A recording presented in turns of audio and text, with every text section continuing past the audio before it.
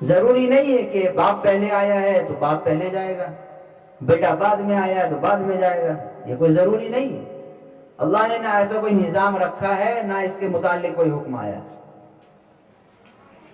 بچہ پیدا ہوا پیٹی میں مر گیا، دنیا کا کوئی ڈاکٹر اسے بچا نہیں سکتا، کسی کے اندر ہمت نہیں سوائے باہر نکل کے وہ یہ کہنے کے آئی ایم سوری، معاف کر دیجیے، جبکہ اس کی غلطی نہیں ہے پھر بھی معافی مانگتا ہے۔ یا 1 سال رہا ہمارے درمیان اور چلا گیا، ہم صرف تصویر میں دیکھ کے روتے رہ جاتے ہیں، کچھ نہیں کر سکتے۔ یا یہ نوجوانی کی عمر میں قدم رکھا، 25 سال کی عمر میں، 30 سال کی عمر میں، ابھی نئی نئی دلہن آئی تھی، اس کی شادی ہوئی اور چلا گیا۔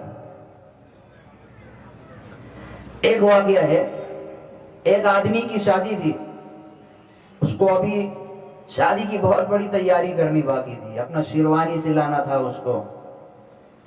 تو جس دن شادی تھی اس دن وہ گیا ٹیلر کے پاس، جا کے کہا کہ میرا کپڑا سی دینا، میرا کپڑا سی دو، 1 گھنٹے میں یا 2 گھنٹے میں بارات نکلنے والا ہے، ہم لوگ جائیں گے لڑکی والوں کے پاس، نکاح ہے میرا، نکاح ہے۔ گیا ٹیلر کے پاس اور وہیں کھڑا رہا۔ ٹیلر نے کہا کہ ابھی 2 گھنٹے لگیں گے، آپ یہی انتظار کیجئے، پھر چونکہ آپ جائیے گا پھر آئیے گا، ٹائم جائے گا آپ کا۔ اس نے کہا ٹھیک ہے ہم انتظار کرتے ہیں۔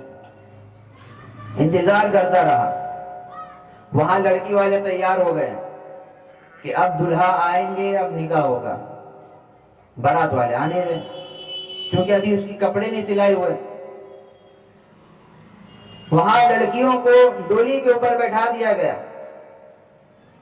یہاں لڑکا انتظار میں ہے کہ کپڑا سلائے ہوگا، پہنیں گے، اس کے بعد نکاح ہوگا، اس کے بعد ایک نئی زندگی کی شروعات ہوگی، ایک نئی زندگی۔ جس طرح ٹیلر نے کپڑا سینا شروع کیا اور سینے کے بعد اس کے جسم کے اوپر پہنا بھی دیا شیروانی دولہے کو، لیکن جیسے ہی پہنایا اللہ کا کرنا ایسا ہوا کہ وہاں پر لڑکی والے ڈولی اٹھا رہے ہیں لڑکی کو بیٹھا کر، اور یہاں پر اللہ تبارک و تعالی نے موت کا فرشتہ بھیجا اور اس کی روح قبض کروا دی دلہے کی۔ جو دلہا شیروانی پہن کے انتظار میں تھا کہ اب ہم نکاح کرنے کے لیے نکلیں گے، وہاں خبر ہو گئی، اور یہاں سے خبر یہ جا رہی ہے کہ دلہا کا جنازہ اٹھے گا، اب ڈولی والا ڈولی کوئی نہیں اٹھائے گا، اب دلہا کا جنازہ اٹھ رہا ہے۔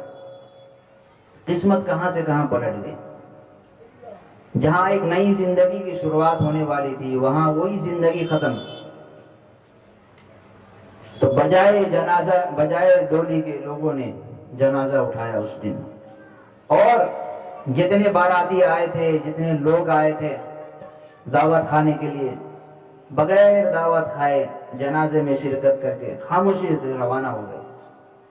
یہ تو ہمیں کچھ پتا نہیں ہے کہ ہم اگر مر جائیں گے تو ہمارے ساتھ کیا ہوگا، کیونکہ یہ دنیا جو ہے اسی کی تیاری کے لیے بھیجا گیا ہے۔ سب سے بڑی بیماری جو ہے وہ ہے موت، سب سے بڑی بیماری، اور اس کا کوئی علاج نہیں ہے۔ حدیث پاک کے اندر 2 بیماری ایسی ہے جس کا کوئی علاج نہیں ہے، دنیا کا کوئی بھی بڑا سے بڑا ڈاکٹر نہیں کر سکتا۔ 2 بیماری، کھانسی، سردی، بخار، کینسر جیسا مرض، یہ تمام چیزوں کے علاج ابھی اویلیبل ہے، ہم چاہے تو اس کے علاج کروا سکتے ہیں، گرچہ نتیجہ کچھ بھی نکلے لیکن علاج چلتا ہے، چلتا ہے۔ 2 بیماری حدیث پاک کے اندر، پہلی بیماری ہے انسان کا بڑھاپا، انسان کا بڑھاپا، اس کا کوئی علاج نہیں ہے۔ آپ کسی بھی MBBS ڈاکٹر کے پاس چلے جائیں اور کہیں کہ مجھے بڑھاپے سے بچا لیجیے، خدا کی قسم وہ نہیں بچا سکتا، کیونکہ وہ خود بوڑھا ہوگا اس وقت۔ وہ یہی کہے گا میں نے اپنے آپ کو کبھی بچانے کی کوشش نہیں کی، ناکام کوشش ہے یہ۔ تو بڑھاپا چاہے وہ مرد ہو چاہے وہ عورت ہو، دونوں کے اوپر آنا ہے تو آنا ہے۔ بال سفید ہوں گے، آپ کلر لگا کے تھک جائیں گے، لیکن وہ ختم ہونے والا نہیں ہے سفیدی۔ دوسری بیماری موت۔ یہ ایک ایسی بیماری ہے جس کا کوئی علاج نہیں ہے، نہ آپ کسی بابا کے پاس جا کے اس کا علاج لے سکتے ہیں۔ اگر کوئی کہے کہ میرے پاس بہت بہترین وظیفہ ہے، دعا ہے، نسخہ ہے کہ آپ موت سے بچ سکتے ہیں، اس کے منہ پہ تماچا مارا جائے گا۔ اگر اتنا ہی تمہارے پاس پاورفل وظیفہ ہے، تم نے اپنے خاندان والوں کو کیوں نہیں بچایا؟ تمہارے خاندان کے اتنے لوگ قبر میں دفن ہے، تمہیں بچانے کی طاقت نہیں ہوئی، تم جھوٹ بول رہے ہو اور مجھ سے پیسہ لینا چاہتے ہو۔ جب اللہ کے نبی صلی اللہ علیہ وسلم ان کو موت نے گھیر لیا، اور جتنے نبی اس دنیا کے اندر آئے ہیں تمام کو موت نے گھیرا ہے، لیکن وہ بھی ادب سے، کیونکہ نبی ہیں، ادب سے۔ نبیوں کا معاملہ یہ تھا موت کے بارے میں کہ ملک الموت جو کسی سے اجازت نہیں لیتا، کسی سے پوچھتا نہیں ہے کہ آپ کے پاس آئے یا نہیں آئے، یا کال کر کے یا میسج کر کے کہ کس وقت آنا ہے، آپ کو لے جانا ہے، نہیں۔ لیکن اللہ نے اپنے نبیوں کے ساتھ وہ معاملہ کیا ہے احسان والا، اعزاز والا، کہ جس نبی کو اللہ تعالیٰ چاہتے تھے کہ ہم اپنے پاس بلا لیں، تو ملک الموت کو یہ کہہ دیتے تھے کہ جب بھی تم میرے کسی نبی کے پاس جانا تو پہلے سلام کرنا ادب سے، السلام علیکم، اور پھر اجازت لینا، آپ کے پاس آئے یا نہیں، اجازت مل جائے پھر ان سے بات چیت کرنا، کہ اللہ تبارک و تعالی آپ کی ملاقات کا شوق رکھتے ہیں، اگر آپ کی رضامندی ہے تو میں آپ کو یہاں سے لے جاؤں، میں آپ کو یہاں سے لے جاؤں۔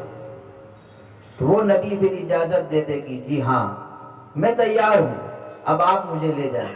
اس کے بعد ملک الموت اس کی روح قبض کرتے تھے۔ حضرت موسیٰ علیہ السلام بہت جلالی نبی تھے، ان کا جلال بہت تیز تھا، بہت جلدی ان کو غصہ آتا تھا۔ ان کے ساتھ یہ ہوا کہ ملک الموت آئے، اللہ نے بھیجا کہ جاؤ میرے اس نبی کو میرے پاس لے کر آؤ۔ وہ آئے اور آ کر کہا کہ اللہ تبارک و تعالی آپ کی روح قبض کرنے کے لیے مجھے بھیجا ہے۔ حضرت موسیٰ علیہ السلام کو آیا غصہ اور مار دیا ایک تماچا پھٹ کر کے منہ پہ فرشتے کے۔ وہ فرشتہ پاگل ہو گیا، پریشان ہوا اور گیا اللہ کے پاس، جا کر کہا کہ آپ نے جس نبی کے پاس بھیجا ہے اس نے مجھے تماچا مار دیا۔ اور روایتوں کے اندر یہاں تک بات آتی ہے کہ ایسا تماچا اس کو لگا ہے، اس ملک الموت کو، کہ اس کی آنکھیں باہر نکل آئیں۔ تو اللہ تعالیٰ نے کہا کہ ان سے پہلے اجازت لو۔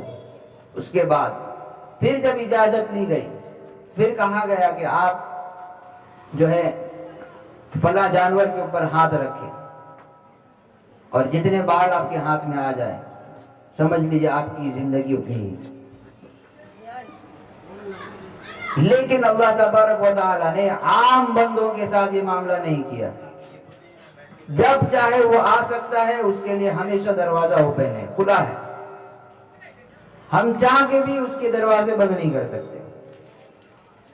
دنیا کے اندر لوگ چوری کرتے ہیں، ڈکیتی کرتے ہیں اور چھپے چھپائے پھرتے ہیں یہاں سے وہاں، کبھی یہ کنٹری کبھی وہ کنٹری۔ بڑے بڑے جو عہدیدار لوگ ہوتے ہیں جو چور قسم کے ہیں، چاہے وہ نیتا ہو چاہے وہ جیتا ہو، کوئی بھی ہو، اگر اس کو لگتا ہے کہ میرے پیچھے پولیس ہے، میرے پیچھے حکومت کے لوگ ہیں، کنٹری وہ پھرتا ہے یہاں سے وہاں، جا کے کسی اور بدیش میں جا کے چھپ جائے گا۔ تو یہ چیز ہے کہ ہم اپنے اندر وہ اختیار اور وہ طاقت نہیں رکھتے ہیں کہ ہم منع کر دیں کہ ہم نہیں آ سکتے۔